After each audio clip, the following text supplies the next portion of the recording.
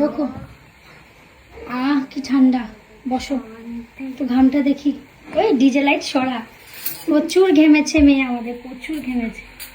Sweat proof makeup হয়ে গেছে পুরো, আইব্রো টাইব্রো সব কিছু ঘেমে টেমে একাকার।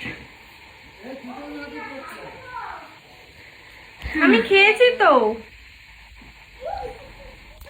দেখি দেখো। হ্যাঁ, এবার আমরা ওয়াটারপ্রুফ টেস্ট করবো আর একবার।